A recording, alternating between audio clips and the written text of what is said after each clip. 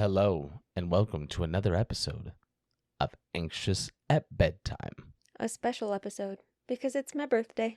Oh, it is. Yeah. Happy birthday. Thank you. You're welcome. Technically, I think my birthday is the day after this comes out, but still. By the way, that's Monica. That's Whose me. birthday it's going to be, And that's Cash. Oh, I'm Cash. He's That's Cash. me. And this is Anxious at Bedtime. The podcast.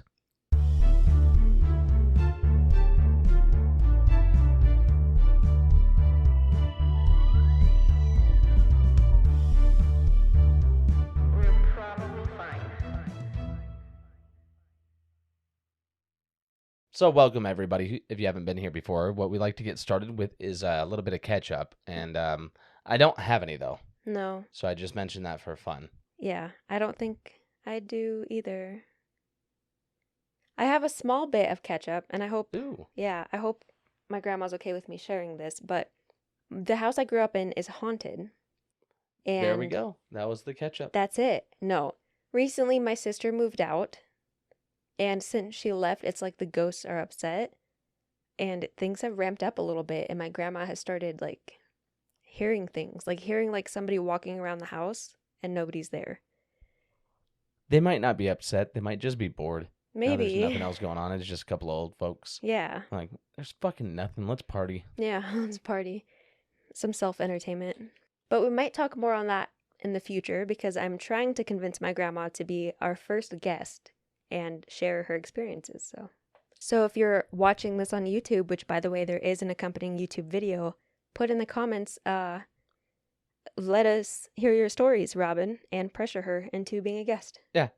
Tell Robin she better let us do it, because Share your stories. she better be a participant, because it's fun. Yeah. Right? Nana. Ah. Okay, how about that? How about that? So, like we alluded to, today is a special episode because we're talking about scary games. Oh. And we figured what better way to do that than to have a little haunted slumber party, which is why we're in pajamas. Oh. So, thank you for joining our slumber party. Yeah, thank you. And welcome to the slumber party. Let's get started. Tonight's episode involves paranormal games and rituals that some people believe can invite strange or unsettling experiences. We're sharing these stories for entertainment and discussion purposes only, not as encouragement to play. If you choose to participate in any game mentioned, you do so entirely at your own risk. But still tell us about it. Please. Some doors are probably better left unopened. But if you open them, like Cash said, let us know. Yeah, let us know what door, how it opened, what you did with that open door. Our first game is called Red Door, Yellow Door. We got a kind of red door right now. It is kind of red. Not a yellow door, though. Have you heard of it? No, but I do like red and yellow, red and yellow, red and yellow. You do. It's also known as Doors of the Mind or Black Door, White Door. If you would have said Doors of the Mind, I know that one. Do you? Yeah, tell me more about it, though. This game seems to be born from the internet with no real historical ties besides creepypasta. Like we've kind of talked about before, there's something so intriguing to me about something being born of the internet and I don't know, I feel like it's made to create more fear, right? Like creepypasta stuff, that's the whole purpose, is to scare people. Oh, yeah, for sure. So I feel like it has this manifestation behind it of this is gonna be fucking scary. This is gonna get under your skin, that I think gives it so much power. Exactly. And Yeah. we've talked about in the past, what if there is some truth to people manifesting this stuff? Like the amount of people that believe in it Yeah. creates it. Exactly. It being that internet creepypasta, absolutely, that lore just makes it so much more fun because people created this monster Exactly. just by thinking. That's Yeah. crazy. I love it. So to play. Ooh, Oh, it's an actual play? kind of. Oh, I went to one of those before. I'm No. out. You'll need 2 people and space to lie down. That's it. Bingo, bango. Bingo, bango. Bongo. Got it. Bing, bing, bong. No.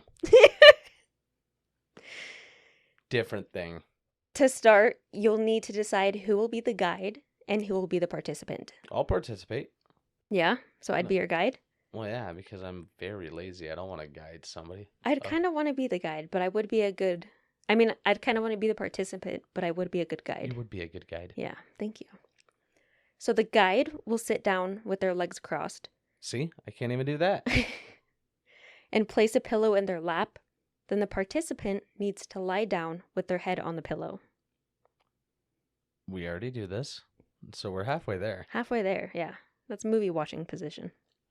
Then the participant needs to close their eyes and raise their hands in the air, fully stretched. Never mind. I already said I was lazy. Think that's a lot of work for a game. To hold your hands up? Yeah. Whatever. Okay, maybe I could do it. Who knows? What's next? While they do that, the guide needs to massage the participant's temples I'm while back in. saying, red door, yellow door, any other color door. Red door, yellow door, any other color door. And you just chant that. This will cause the participant to fall into a trance. Once they fully slip into a trance, a bunch of doors or rooms will appear before them. Only after they see the doors can they lower their arms, which signals to the guide that they are ready for the next step. At this point, the game has officially begun. The guide will then need to start asking questions and make the participant describe their surroundings and what they're seeing. You can ask questions such as, are you in a room? Describe this room. What color are the doors? How do you feel about the yellow door? Or if they see a red door, the red door, you know? Yeah. The guide's questions are very important because it kind of fuels the participant through this. Yeah, it's like those books you like. Hey, if you choose this scenario, turn Yeah. to page 42. Yeah. Yeah. The participant could see a long hallway lined with doors. They could see something like a house, a normal house with rooms. They could be in a field with like one single door. There are a lot of options as long as there are rooms or doors. Yeah, it's all in their mind. Yeah. They create it.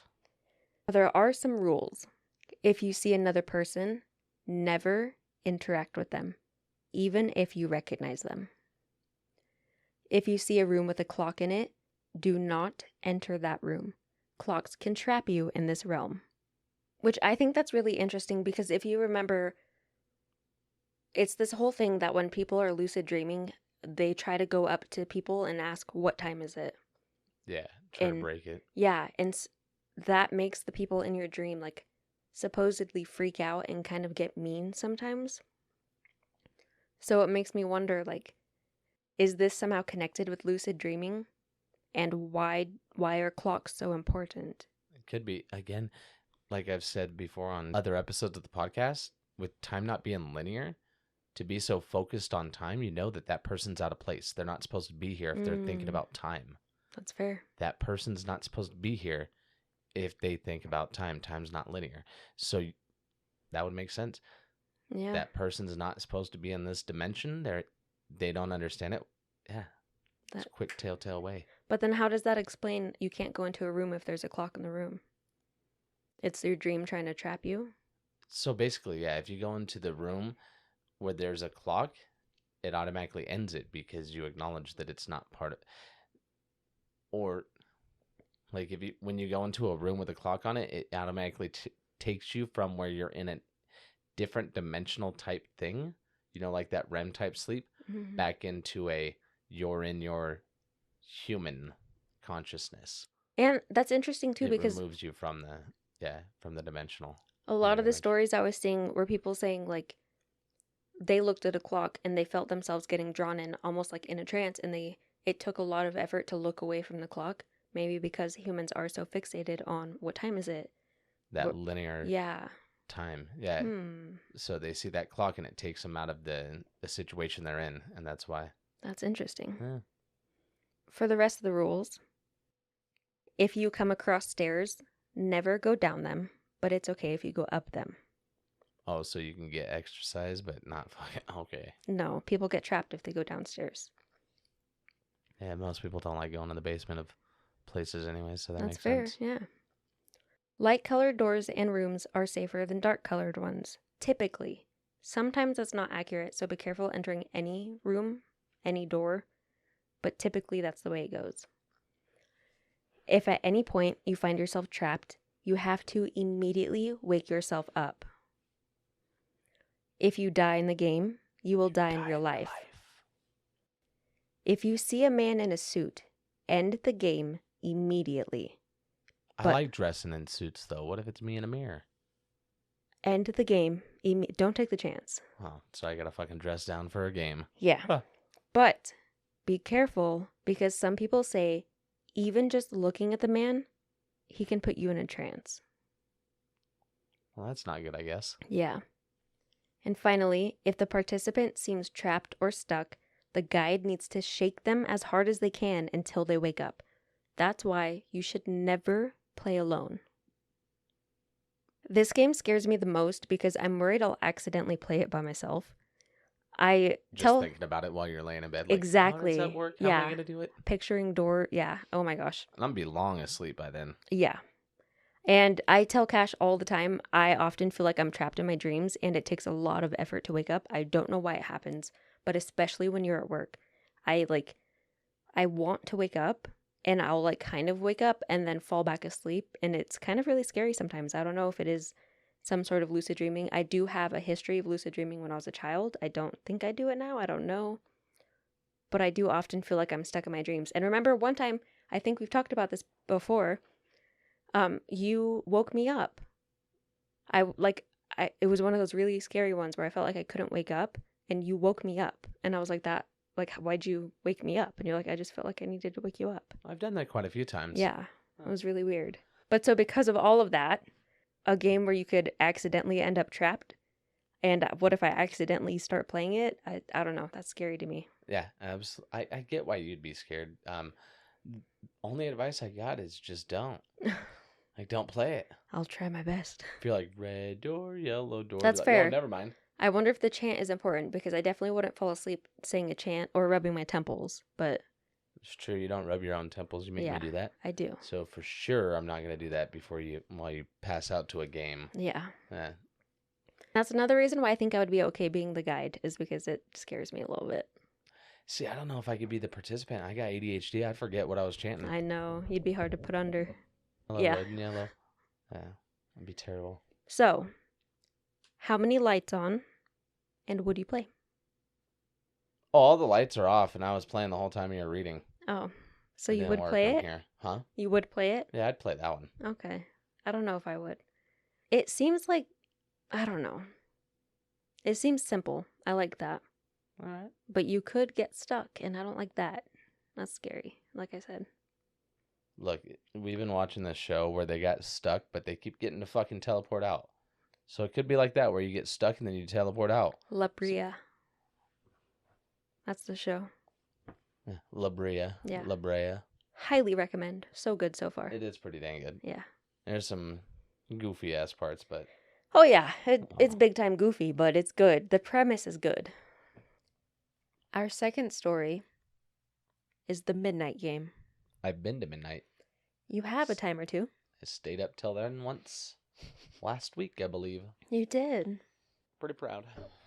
So, what you'll need to play this game is a paper and something to write with, I've heard of those. a needle, candles and something to light the candle with, salt, and a wooden door What's the door for? to open and close. All right. Yeah. To play the game, you'll need to write your name on the paper, then carefully prick your finger with the needle and put a drop of your blood onto the paper as well. I don't like this. Yeah. They're testing me for diabetes at the same time. No. No, I don't like that you're sealing it with your blood. I don't know, it feels like you're binding yourself. Yeah, exactly. Yeah. I don't like that part about it either. That doesn't make no. That's a no for me, player. Yeah. Then you light the candle, place the paper in front of the wooden door on the floor, and at midnight you knock 22 times on the door. I would lose count so fast. I would too, oh my gosh. And some people say that the 20-second knock has to be at the stroke of midnight, but not everybody said that, so I don't know, try both. How many people have told us each? I didn't keep track. Then you open the door, blow out your candle, close the door, and immediately relight your candle. The game has begun. It's a lot of work to start a game. It is a lot of work. Then what do you have to do to actually play it? This is, yeah, I'll get there in a second, but this is definitely not a low effort game, and I think that's why I'm out. Yeah. Yeah. because it does get worse. So after that, basically the name of the game is Survive until it ends, and it doesn't end until 3:33 a.m. The only way you can end the game is to make it to 3:33. I could do that pretty easy. I don't think you could. Some days. Some days, yeah. And you can't turn on any lights, you can't leave the house, and you cannot go to sleep before the game is over. If you do any of that, you lose. Oh, and also, you can't stay in one spot. So you can't, like, hang out in bed and read, like, by the candlelight. You have to be moving. Just walking in circles. Yeah, something. What if you get a treadmill? Ooh, I don't know if that You would just count. walk on a treadmill for like, it was from 12:22. From midnight. Yeah. So midnight to 3:33 at 3.5 hours, dude. You just walk on a treadmill.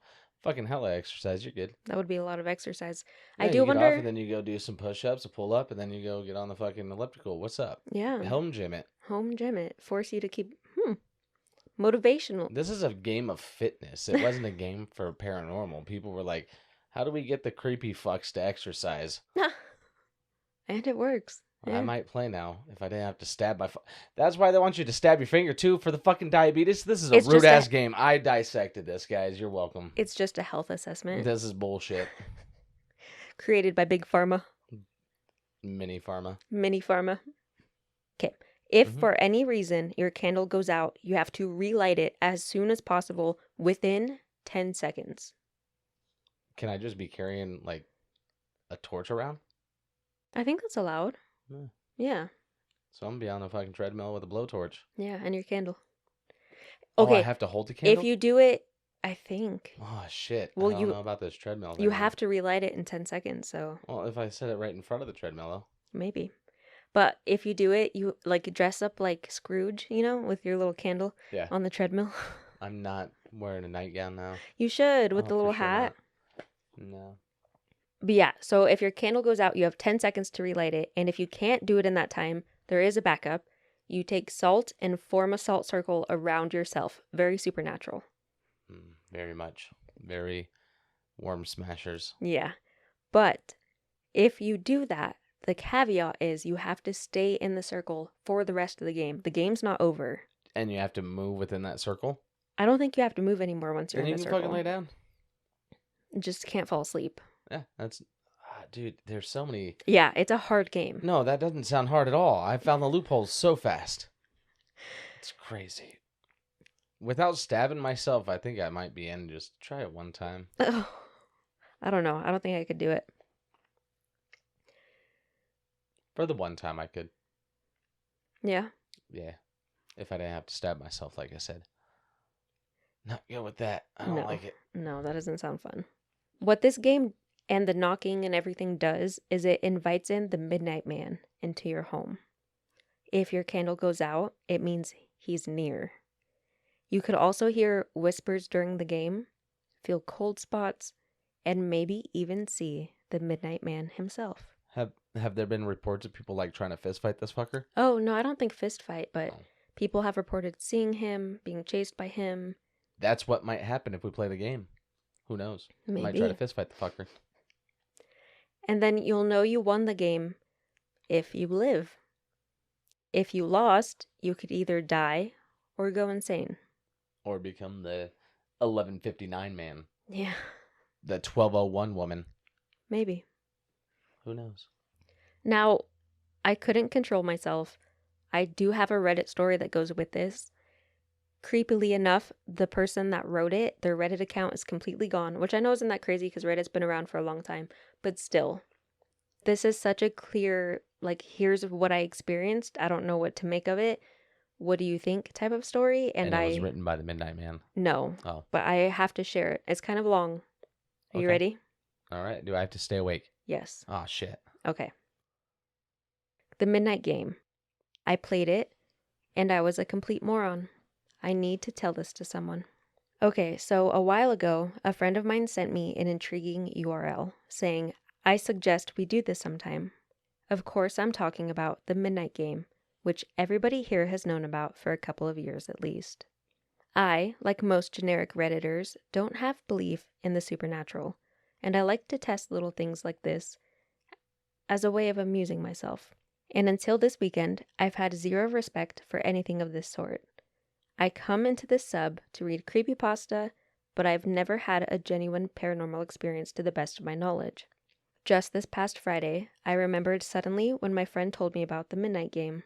Since I wouldn't have an opportune time to do this otherwise, as I live with my mother and she's been spending the night often at my grandparents' house to care for them, I call Ryan up and I ask if he's still in, which he replies, and this is verbatim, "Shit fucking yeah, I've been waiting for this call." Why didn't this person tell me who Ryan is? Who's Ryan? His friend that he plays with. Allegedly. Yeah. Splendid. Oh, the next sentence. My friend, who we'll call Ryan because his name is Ryan, picks up 2 giant-ass Morton salt shakers on the way over at around 10. Alright, Ryan is basically the same as me. Smart-ass-ish about things like this, but still a little apprehensive of the dark. And, as he admitted when he told me about it, he would never do this on his own, but would totally if somebody else was with him. There's a back room in my house, called a Florida room, that is basically a quarter of the house's square footage, so we naturally wanted to include it so we would have as much space as possible. 11:55 p.m. Ryan and I are getting our materials ready so we can write, prick, and knock all in the allotted time span. Ryan suggests that we throw the fuse, since turning on the lights means losing the game, but I don't really feel comfortable with fumbling around with all of that. We just need to be disciplined about not turning anything with power on, and we'll be good. 11:59 p.m. to 12 a.m. We execute our name cards really well, and I end up doing the honor of the knocking. So good. So good. Ryan helps me synchronize the knocks, and I get it right on the dot. We blow out our candles and re-enter, lighting them again. As soon as we both have things lit, Ryan lets out an "ooh," and we both laugh and relax a little. 12 a.m. to 12:45 a.m. You're supposed to move around or the Midnight Man is able to find you or something, so we creep slowly, tracing the wall and staying in the more open rooms. We start to go towards my bedroom, but Ryan says he feels like it would be too cramped. Both of our candles are doing just fine, and as the Florida nights are this time of year, the house is hot, as expected. As we walk around, we talk and joke a little bit, though we are definitely both nervous to some degree. 12:45 a.m. to 12:55 a.m. Ryan asks me if we're allowed to eat during the game. I actually hadn't a clue, and I told him to go for it if he can avoid opening the fridge, since I'm sure the light would disqualify us from the game. Most likely, yeah, that makes sense. Yeah. I actually don't know what he ate because I forgot to ask and was distracted when he came back into the living room. With a full mouth, he says, "When is the Nightman supposed to arrive?" And, god damn it, I wish he hadn't had said that, because I reply with, "Nightman? That's..." Yes! Fighter of the day, man. And in a moment I regret more than anything, I began to sing Dayman, champion of the Nightman. Master of karate. Ryan chimes in. Did I write this? I don't know. I was going to ask. I don't even know Ryan. Yeah. I don't think so. So in an instance, both of us are singing The Nightman Cometh from It's Always Sunny in Philadelphia. Doing that was the single most stupidest thing I did, because the night was not the same from that point on. Uh-oh. Yeah. Uh-oh. Which, if the Nightman doesn't like you making jokes, we would be fucked, so. Oh, yeah, no, I fucking don't. Stop. Yeah. 12:58 a.m. The only reason I remember the exact time is that I was looking at my watch by candlelight when the motherfucker just went out. Your watch? The candle. I thought that too at first. Wow. I didn't think I could panic like such a little girl, and I quickly relit it in no more than 5 seconds. "Shit, that was close," I say, or something like that, and Ryan looks at me silently. He makes a weird face, and I ask him what's wrong. "What did you say?" he asks me. And I repeat myself. I said, "Shit, that was close." And he waves his hand and says, No, I heard that. What did you start to say right after that?" Apparently, he had heard me whispering words immediately following what I'd said. We move over towards the bathroom and the hallway pretty quickly. 1:25 a.m. We've been walking around slowly, but with a bit more purpose than before. No more joking around, not much talking between us except necessary communication. We both feel a little more humbled than we had when we started. We both start to go from my bedroom and towards my mom's room, and that's when I look to the right and into the hallway bathroom. There's a fucking figure just standing in the tub, partly obscured by the drawn curtain. Our candles remained intact, so I grab Ryan's shirt firmly and speed walk towards the kitchen. Chicken shit. That's how you know it wasn't me. I would One, have don't thrown have up. a mom. Two, too soon. Wait, I'm the one that made that joke. Fucking rude. Two, definitely not speed walking away. I would have thrown up. No, I'm closing that fucking door first. No, you have to get too close. I wouldn't be able to do that. What are you talking about? Yeah, I'm fucking locking that shit in there. Ryan didn't even ask me what was going on. Once we got to the far end of the kitchen, I asked him if he saw it too. He did. At this point, Ryan asks me if there is anything in the rules that let you opt out of the game. He really didn't want to continue, but he was too scared to turn the lights on and find out what happened from there, so he continued with me. I don't know what I would have done if he left. 1:40 a.m., so about halfway through. We're staying in the kitchen and garage area, going back and forth between them, and I'm basically holding my breath whenever we go through a threshold, since I just expect to see him there. Things seem to calm down a bit, until at around this time I realize something horrible. Ryan, I ask, where's the salt you brought? I didn't ask him because I didn't know, but because I didn't want to have to say it. He answered just as I thought he would. Your bedroom. Damn it, son of a whore. We talk it over for a minute and basically conclude that we absolutely need the salt if things go wrong. We start towards my room. 1:45 a.m.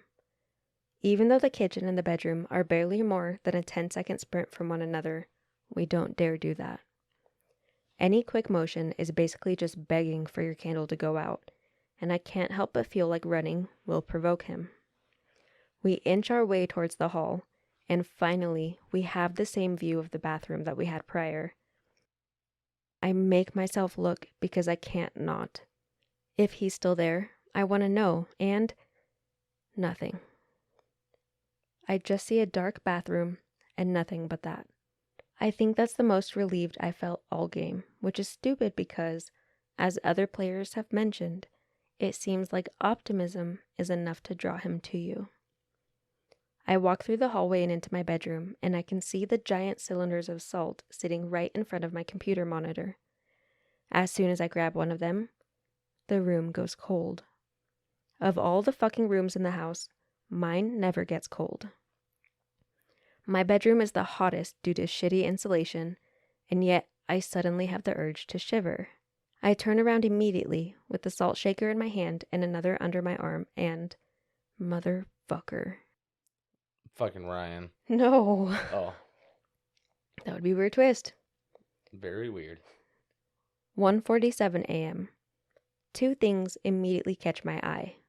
One, I don't see Ryan, who had just been behind me up until the hallway to the bedroom. I do, however, see the glow of his candle coming from around the corner. I take a moment to wonder why he didn't come in to help me, since I only have one free hand due to the other holding the candle. And I get my fucking answer. 2. The subtlest, most disturbing bob of a head to my left, right over my bed. I swear to you all, there was a figure just sitting in the middle of my bed, and his head had just moved.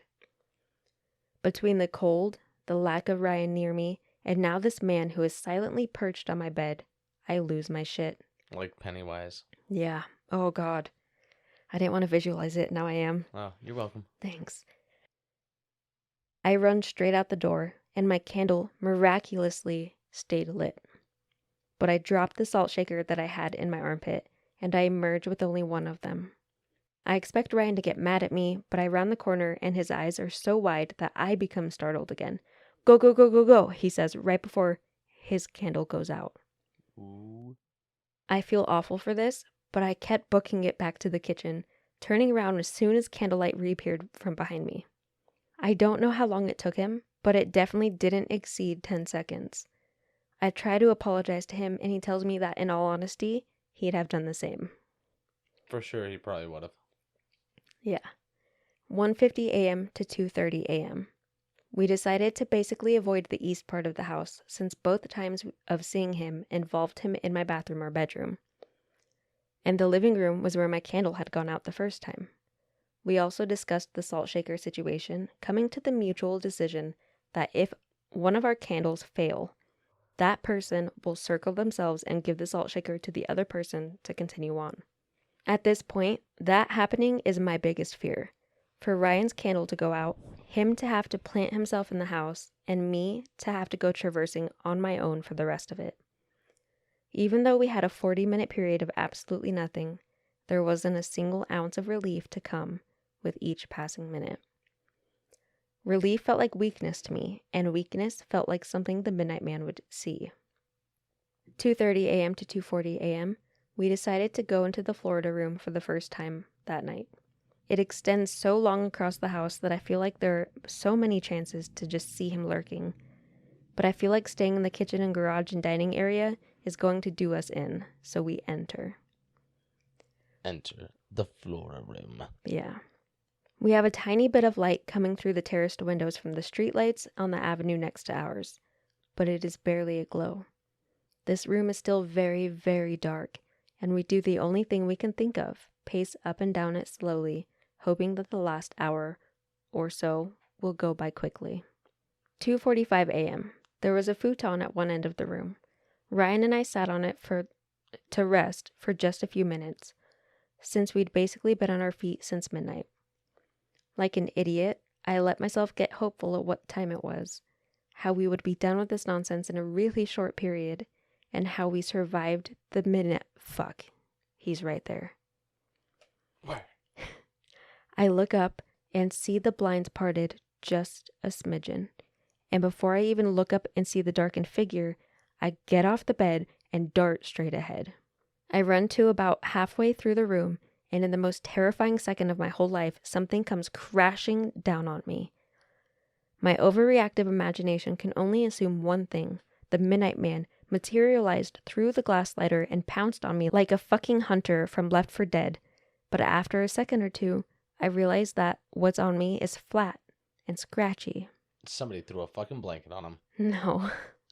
Ryan shouts out from behind. At first, I assume it's because he saw me get hit by the chunk of ceiling that had just swiped the side of my fucking head. But no. His candle had gone out again. Still holding mine, I turn. A great deal of pain still on my mind. To see him booking it towards me. Oh, he's gonna knock you and your candle down.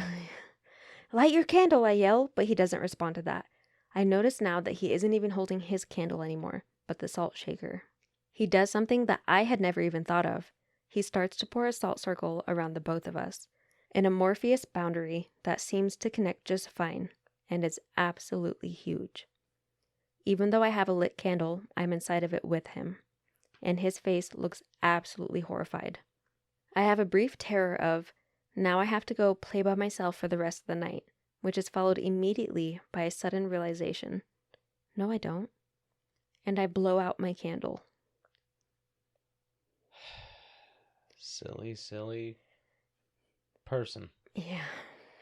2:50 a.m. to 3:33 a.m. Oh Christ, I almost don't even want to talk about this part. The first thing my mind conceives upon blowing out the candle is that I made a really fucking stupid decision. This is followed by reminding myself that I'm already in the salt circle and that Ryan even says to me, "Good, I'm really glad you did that." The two of us are just sitting in the disgusting floor, the salt border honestly looking more like an acorn than a circle, but there aren't any gaps. We sit and there is nothing but complete silence. My pupils are still getting cozy with the idea of dilating after all that candle time. But I swear I'm seeing movement over on the futon where we had been. Now you definitely can't go check it out. Yeah, no. I don't ask Ryan to turn and look with me. I just want it to end. Throughout the nearly 3/4 hour we spent in that cramped salt acorn, we both got chills at completely separate times. I heard a whisper, no, no, no, no, like a mantra for about 30 seconds. And when that was probably Ryan. Hold on. And when I look at Ryan to comfort him, I'm horrified to see that he isn't the one saying it. Yeah, you thought, but it was dark. Maybe. You blew out your candles, fella. It was Ryan. Maybe it's like us, where sometimes you like hear my thoughts, it seems. It could be that too. Yeah. For sure. By the time my watch hit 3:33 a.m., we hadn't moved. We didn't leave the damn thing until at least 3:40. I would have done the exact same thing. Both slowly and silently, we got up and turned every light on in the house. The piece of the ceiling that fell was clearly part of an already deteriorating room.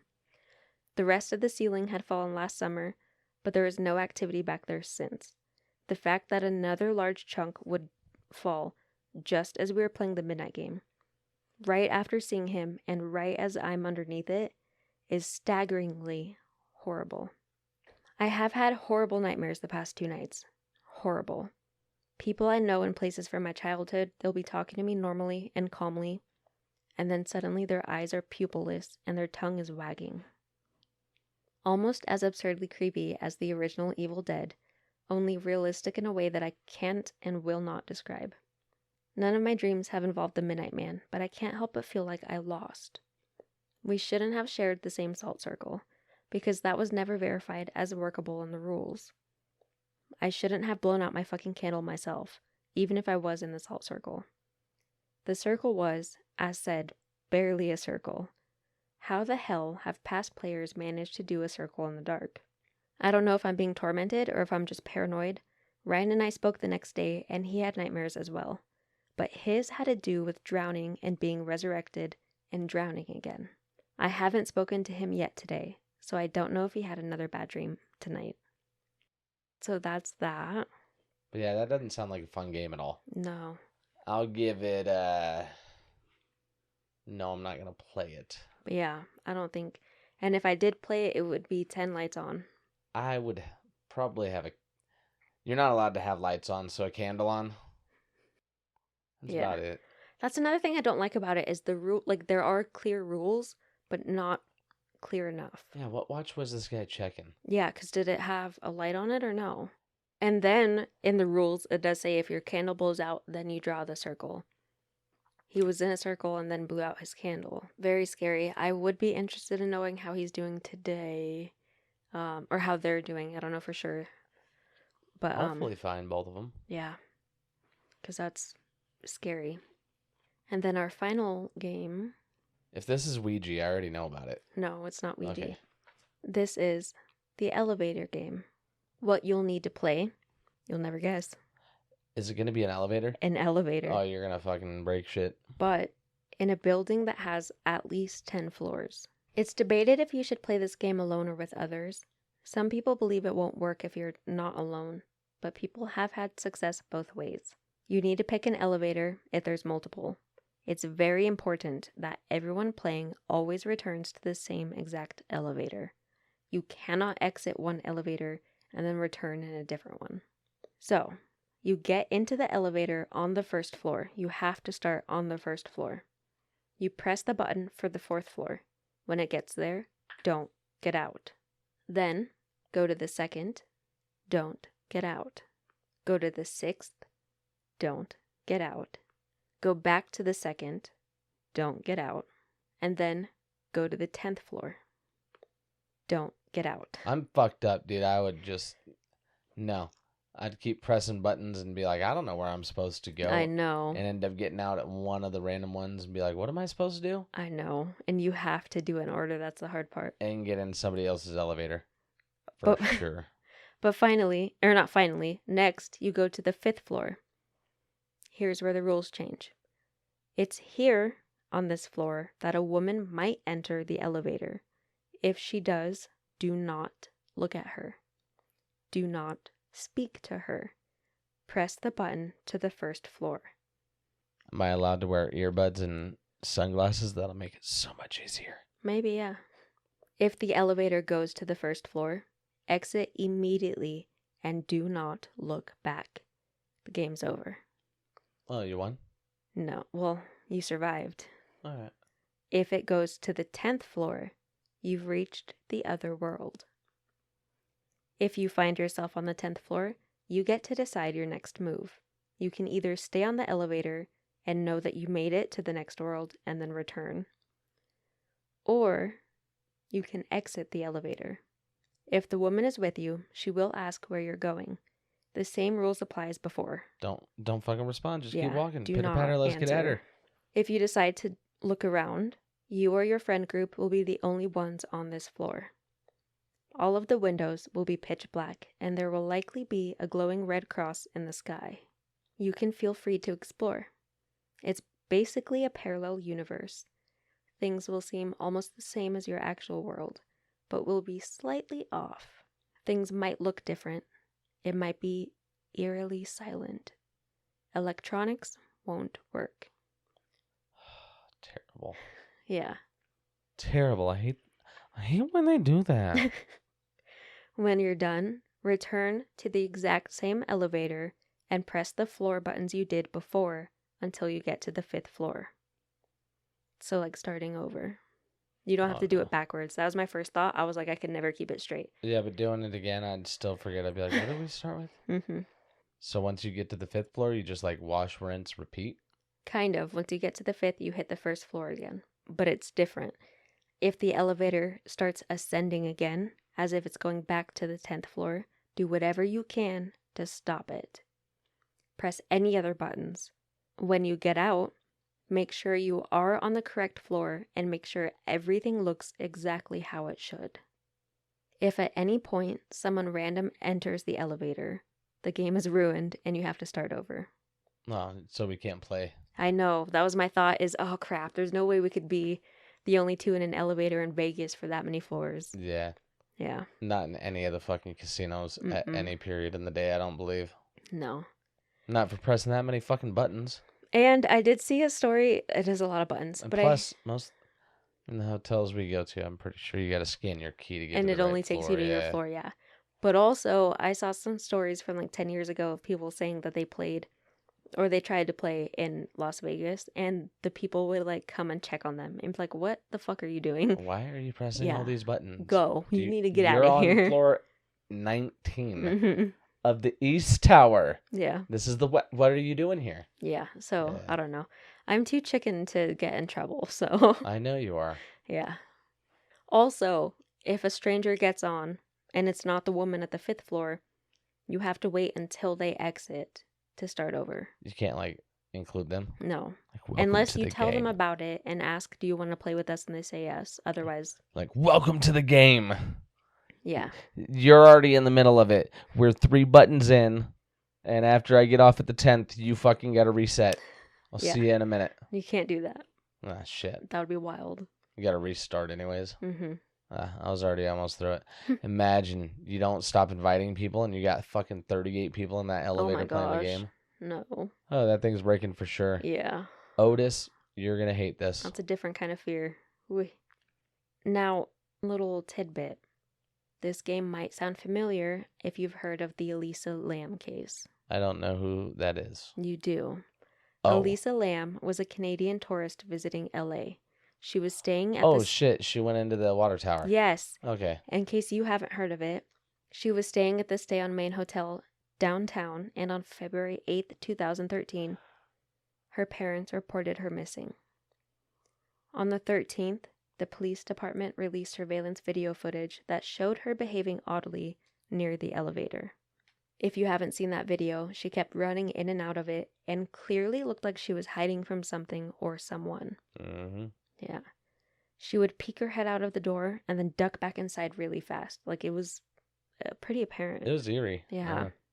Weirdly enough, she also pressed different floor buttons several times, even mashing all of them at one point, and the elevator wouldn't respond. Eventually, she walked away from the elevator, and that was the last time she was seen. Until February 19th, when she was found in a cistern, which is a large water tank, on the roof of the hotel. No one really knows how she died. Officially, it was ruled an accident, likely caused from her not taking her bipolar medication. But according to the internet lore, she was playing the elevator game. But that, I think, just adds such a creepy layer because it really does look like she might have been playing it.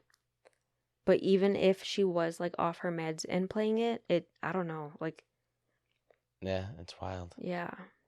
So, the elevator game. Would you play if you could find a hotel that would? Oh, yeah.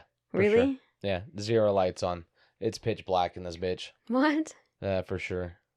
I like the idea that it doesn't sound. Well, if the Elisa Lam case was just medication, just an accident, she wasn't playing, I like the idea that the elevator game sounds like there's like you can't get hurt. Yeah, that's one of the qualifying factors for you. Yeah, like it just sounds like you get to explore, which would be cool, like Alice in Wonderland, but yeah. But even the slightest chance of the Elisa Lam thing being connected to the elevator game, I think scares me enough that I don't know if I would play. See, I'm so inquisitive, I'd want to know, like, I'd have to find out through the game. Yeah. I don't know. Yeah. It's a good thing we have nowhere we could play it because I don't think I could decide. Wait till you find out what we're doing this weekend. I found this wonderful spot. Oh, gosh. So, yeah. It's 11 stories. Perfect. I do wonder, though, if there's a basement. Do you have to start at the basement? No, 1. 1? Okay. Yeah, basement's a different level. It's B. That makes sense. What if they have a floor? And then a 1. Yeah, or parking garage. That's still basement usually. Oh. I have questions. Like I said, I can't play a game without knowing all the rules well. But that is our scary game episode. We will do this again because... No, you never answered. How many lights are you leaving on? Oh, I'd say 3 to 5. Yeah. Out of the 10 floors? Out of 10, yeah. Weird. All right. So yeah, that is our scary game episode. It was. Thank you for joining our little slumber party. Thank you. Thank you for hanging out with me on my birthday. You're welcome.